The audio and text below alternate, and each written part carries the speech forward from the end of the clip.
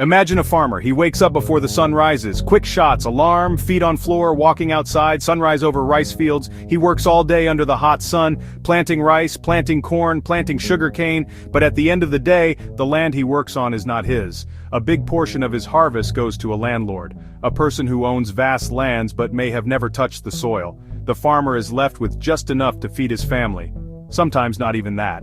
This has been the story for many Filipino farmers for hundreds of years. This difficult situation is the very reason why we talk about agrarian reform. It is a big, important idea with a simple heart. So, what exactly is agrarian reform? In simple words, it is about fairness. It is the process of giving land back to the people who actually till it.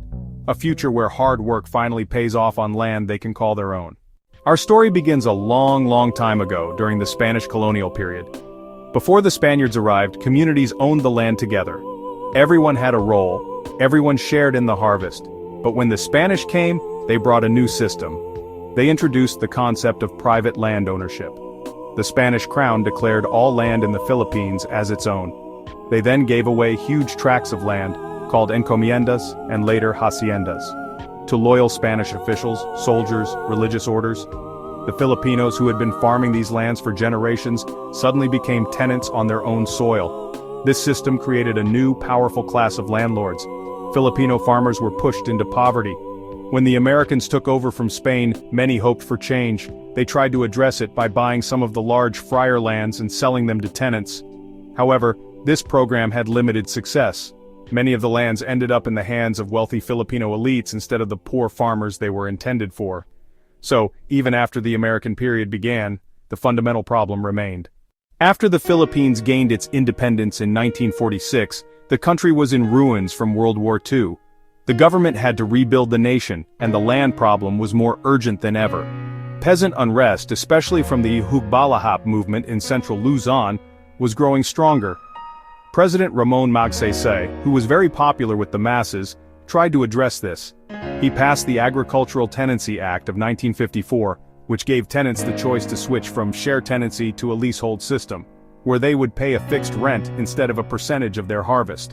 This gave farmers more security. However, these reforms were met with strong resistance from the powerful landlord class who dominated Congress. The next major leap forward came under President Diosdado Macapagal. In 1963 he signed a landmark law, the Agricultural Land Reform Code. Its main goal was to abolish share tenancy completely and replace it with leasehold across the country. More importantly, it created the Land Bank of the Philippines to provide funds to buy large private agricultural lands and to sell those lands to the farmers who worked them. Macapagal's code was a turning point. It was the first law aiming to transfer land ownership to tenants on a large scale. But implementation was a huge challenge. The program needed massive funding, which a Congress still filled with landlords was unwilling to provide. The reform also covered only rice and corn lands, leaving out vast plantations growing sugar, coconut, and other crops. Despite its limits, it planted the seeds of a more radical change to come. When President Ferdinand Marcos declared martial law in 1972, he said he was building a new society. One of the cornerstones of this new society was supposed to be land reform. Just a few weeks after declaring martial law, Marcos issued Presidential Decree No. 27, dramatically titled the Tenant Emancipation Decree. He declared that the entire country was now a land reform area. This decree was hailed as a revolutionary act. It stated that tenant farmers on private agricultural lands devoted to rice and corn would be deemed owners of the land they were tilling. This sounded like the ultimate fulfillment of the farmer's long-held dream. Under PD 27, a tenant farmer could be awarded a family-sized farm of up to 5 hectares if the land was not irrigated, and 3 hectares if it was. The government would then sell that land to the tenants. To many it seemed that Marcos, with his authoritarian powers, was finally succeeding where democratic congresses had failed. He was breaking the power of the landlord elite, or so it seemed. The program was promoted heavily by the government's propaganda machine. However, the reality on the ground was much more complicated. While PD 27 was a significant step, its scope was very limited. Just like Macapagal's code, it only covered lands planted with rice and corn. This left out millions of farmers who worked on lands growing sugar, coconut, bananas, and other crops, which were often owned by the most powerful and politically connected families. The process of getting a land title, called a Certificate of Land Transfer, or CLT, was also very slow and bureaucratic. Many poor farmers struggled to make the annual payments, especially during bad harvests. Some were even forced to illegally sell or mortgage their newly acquired land back to the landlords or other wealthy individuals. After the 1986 EDSA People Power Revolution ousted Ferdinand Marcos, the new government under President Corazon Aquino faced immense pressure to enact a genuine and sweeping land reform program. Her administration's response was the 1988 Comprehensive Agrarian Reform Program, or CARP. This was by far the most ambitious agrarian reform law in Philippine history. Unlike previous programs that were limited to rice and corn lands, CARP covered all crops regardless of the crop grown.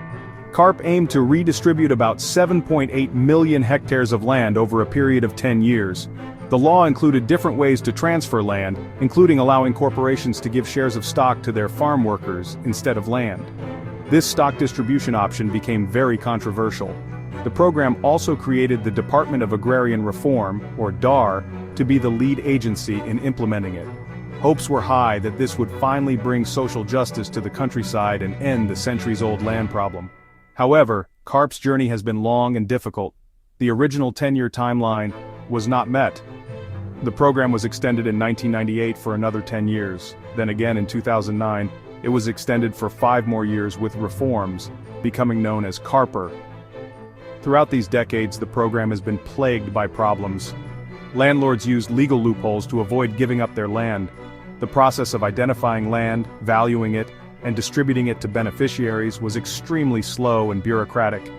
Lack of funding and strong political will from succeeding administrations also hampered its progress. Today, in 2025, the fight for land continues. While CARP and CARPer have officially ended, the DR is still working to distribute the remaining lands and resolve countless disputes. Many farmer organizations argue that the program was a failure, pointing to the millions of hectares that remain undistributed and the thousands of farmers who are still landless. They are now campaigning for a new and more genuine agrarian reform law. It reminds us that as long as there are farmers who till land they do not own, the story of the Philippines is not yet complete.